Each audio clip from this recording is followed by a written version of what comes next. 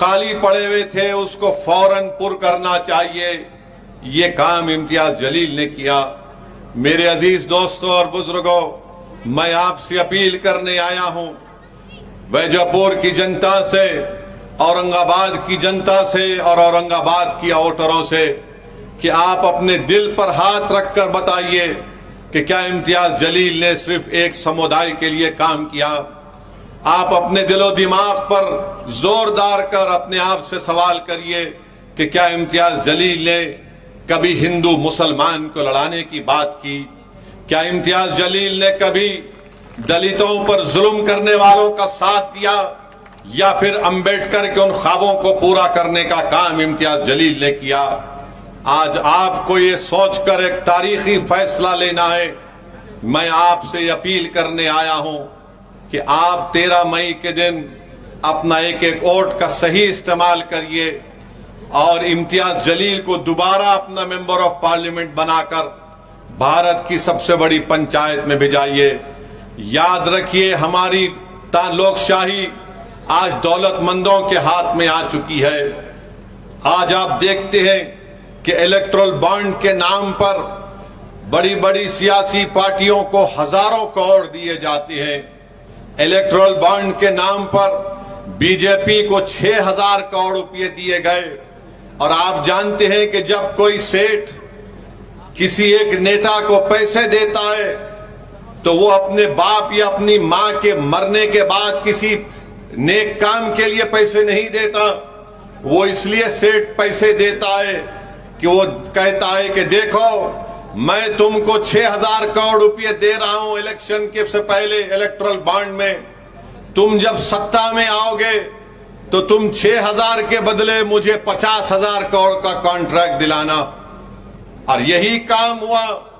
BJP को 6000 करोड़ रुपए मिले, शिवसेना को पैसे मिले, कांग्रेस को पैसे मिले, राष्ट्रवादी कांग्रेस को पैसे मिले। ये सब बिकने के लिए तैयार थे तो खरीदने वाले ने इनको खरीद लिया। अगर किसी सेठ ने या किसी कंपनी में इतनी ताकत नहीं थी कि वो एक पार्टी को या उसके एमपी को खरीद सके तो उसका नाम इम्तियाज जलील और एमआईएम पार्टी था। हमको एक इलेक्टोरल बॉन्ड की जरूरत नहीं पड़ी। मीडिया के लोग आकर मुझसे तंजिया तौर पर पूछे कि असदुद्दीन ओवैसी, आपको इलेक्टोरल बॉन्ड नहीं मिला। मैंने कहा कि हम खुद जेम्स बॉन्ड हैं, हमको बॉन्ड की जरूरत नहीं है। मीडिया के लोगों ने पूछा इलेक्टोरल बॉन्ड तुमको नहीं मिला, तो मैंने उनसे पूछा, भाई साहब बॉन्ड का मतलब आपको मालूम? तो अंग्रेजी में बॉन्ड का मतलब यह है कि मिलना, मिलाना। मिला हमारा जो औरंगाबाद की गरीब जनता से बॉन्ड है वो पैसे की ताकत उसको तोड़ नहीं सकेगी। जो 2019 में इम्तियाज जलील को आपने कामयाब करके जो बॉन्ड आपको और इम्तियाज जलील का आपने मजबूत किया, मुझे यकीन है कि इंशाअल्लाह ताला 13 मई को वही बॉन्ड कामयाब होगा। मुझे यकीन है कि जिन लोगों ने, जिन पार्टीज को इलेक्टोरल बॉन्ड में करोड़ रुपए मिले, गरीब कभी उनको माफ करने वाला नहीं है। आप अंदाजा लगाइए कि गुजरात का एक किसान है, उसको कुछ नहीं आता, उसके जरिए से बीजेपी को करोड़ों रुपए मिल गए। अरे वो किसान जो मर रहा है आज महाराष्ट्र में, वो किसान जो महाराष्ट्र में खुदकुशी कर रहा है, आज आप उसकी लाशों पर सियासत करते हैं। बताइए मेरे अजीज दोस्तों और बुजुर्गों, जो पार्टी करोड़ों रुपए बड़े बड़े कंपनी से लेती है, अगर आप उनको वोट देंगे तो क्या वो आपके लिए कोई काम करेंगे? कोई आपके लिए कानून बनाएंगे? देश के प्रधानमंत्री बोलते हैं कि मैंने ट्रेन स्टेशन पर चाय बेचा है, ठीक है, हमको उससे कोई इनकार नहीं है। देश के प्रधानमंत्री कहते हैं कि मैं झोला लेकर निकल जाऊंगा, चले जाइए, कोई फर्क नहीं पड़ेगा। देश के प्रधानमंत्री कहते हैं कि मैं भारत का बेटा हूं, मैं इस देश का बेटा हूं। भारत के प्रधानमंत्री कहते हैं कि मेरी कोई औलाद नहीं है, मेरी कोई घर में नहीं है, ठीक है, ये आपका जाती फैसला है, हमारे घर में है। मगर ये बताइए ये बताइए कि जब आप ये सब बातें करते हैं, क्या आपको यह नहीं, आप नहीं सोचे कि कैसे आपने 6,000 करोड़ रुपये बड़े बड़े सेठों से लिया, जब किसान मर रहा था, जब नौजवानों का मुकद्दर बेरोजगारी बन चुका है, महंगाई गरीब की कमर तोड़ रही है, नौजवान पढ़ा लिखा है, नौकरी उसके पास नहीं है, मगर बड़ी बड़ी बातें करने वाले नरेंद्र मोदी देश के इन बड़े बड़े सेठों से 6,000 करोड़ रुपए लेते हैं और बोलते हैं क्या करें, हमने सबको दिया। तो मैं कहने पर मजबूर हूं देश के प्रधानमंत्री कि इस हम्माम में सब नंगे हैं, सब नंगे इस हम्माम में।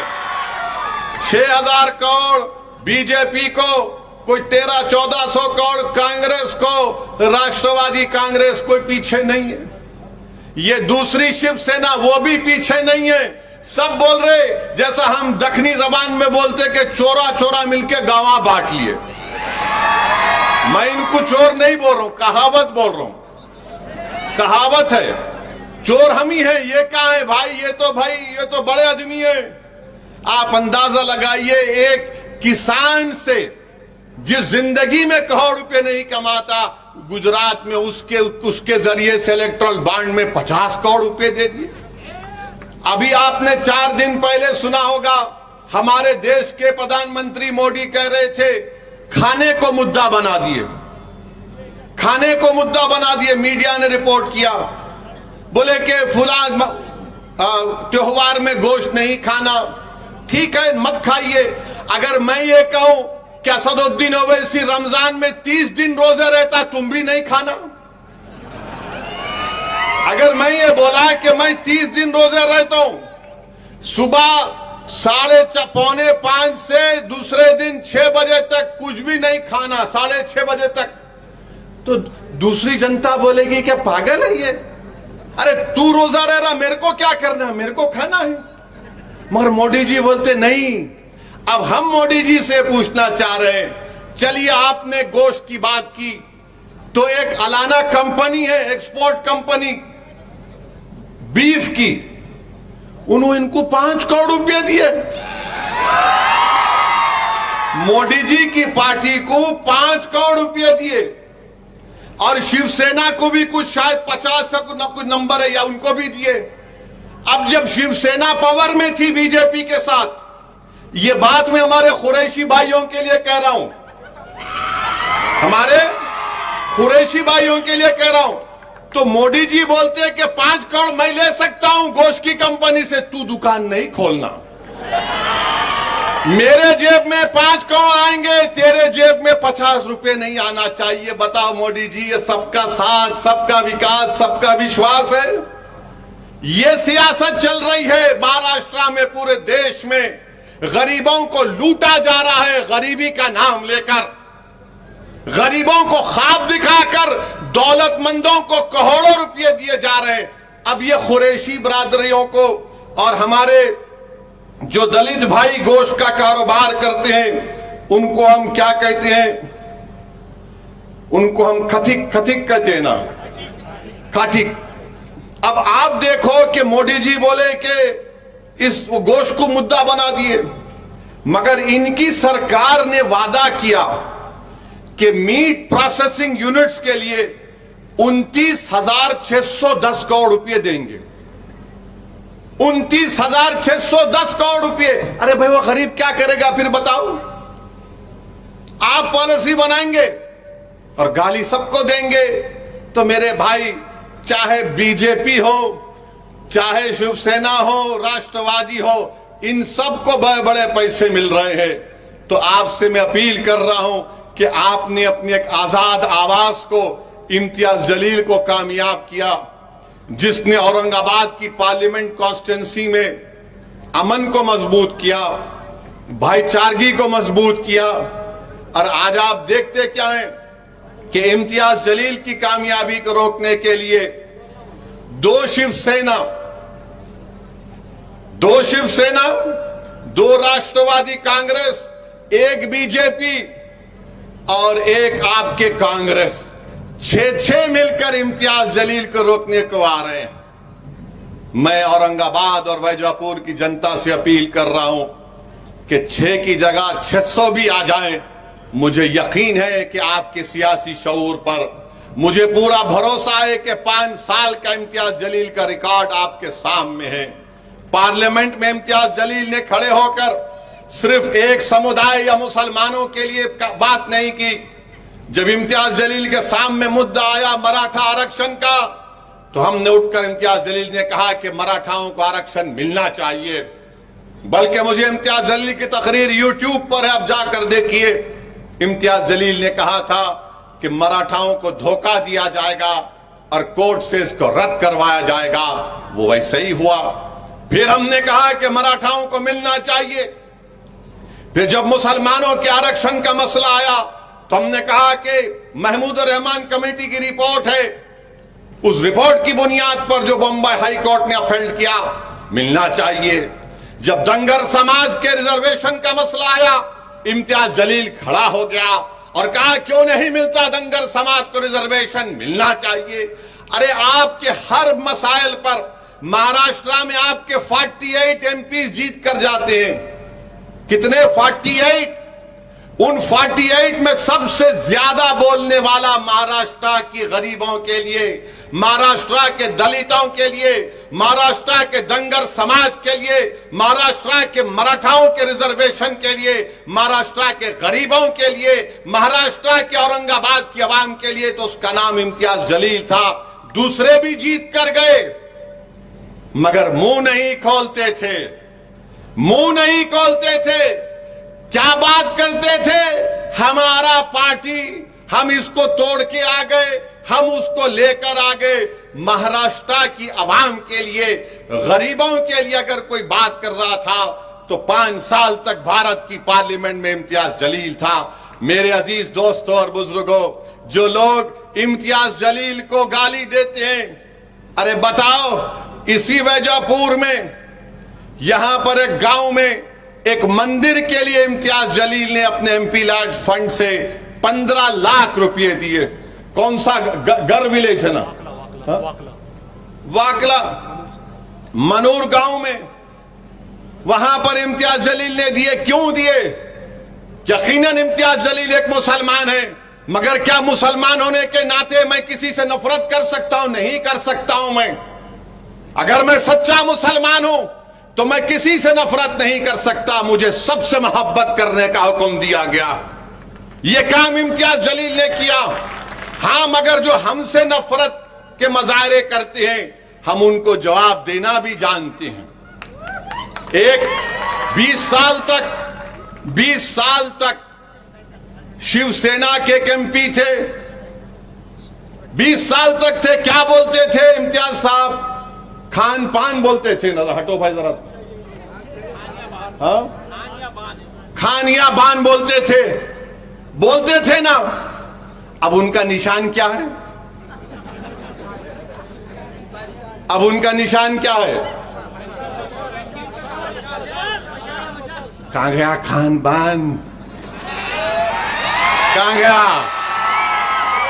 बहुत बोलते थे। तो कुदरत का निजाम है, जो ज्यादा बकबक करता उस पे ही गले में सांप पड़ जाता।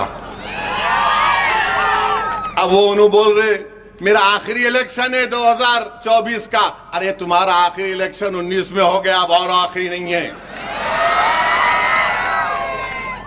हर बार गाली देते थे, हर बार लड़ाने का काम करते थे।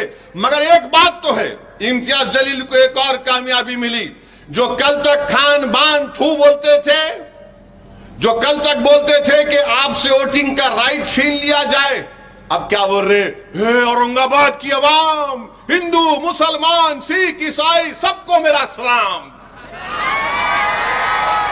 कभी 20 साल में बोले ऐसा? क्यों बोले? आप इम्तियाज जलील को कामयाब करे तो बोलना पड़ रहा। यह तब्दीली इम्तियाज जलील ने औरंगाबाद की जनता में और औरंगाबाद की आवाम को पैगाम देकर किया।